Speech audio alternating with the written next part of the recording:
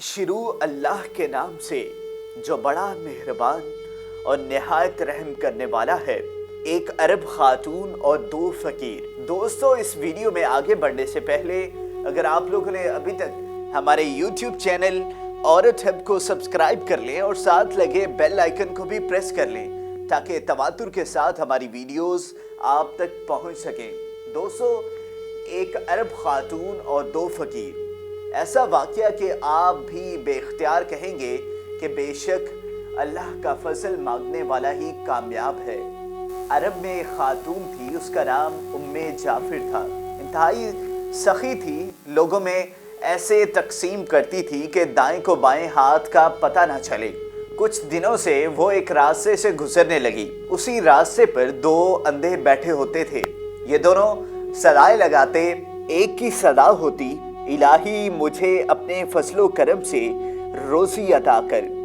दूसरा अंधा कहता, या रब मुझे उम्मे जाफिर का बचा हुआ अता कर। उम्मे जाफिर इन दोनों की सदाएं सुनती और दोनों को अता करती। जो शख्स अल्लाह का फजल तलब कर रहा था उसे 2 दरहम देती, जबकि उम्मे जाफिर के फजल के तलबगार को एक भुनी हुई मुर्गी अता करती। दिलचस्प बात यह है कि जिसे मुर्गी मिलती वो अपनी मुर्गी दूसरे अंधे को 2 दरहम में बेच देता। कई दिनों तक ये सब सिलसिला चलता रहा। एक दिन उम्मे जाफिर इस अंधे के पास आई जो उम्मे जाफिर के फजल का तलबगार था और उससे सवाल किया, क्या तुम्हें 100 दिनार मिले हैं? अंधा हैरान हो गया। उसने कहा, नहीं, मुझे सिर्फ एक भुनी हुई मुर्गी मिलती थी जो मैं 2 दरहम में बेच देता था। उम्मे जाफिर ने कहा, जो अल्लाह का फजल तलब कर रहा था मैं उसे 2 दिरहम देती और तुम्हें भुनी हुई मुर्गी मैं 10 दिनार डाल कर देती रही। अंधे ने अपना सर पीटना शुरू कर दिया।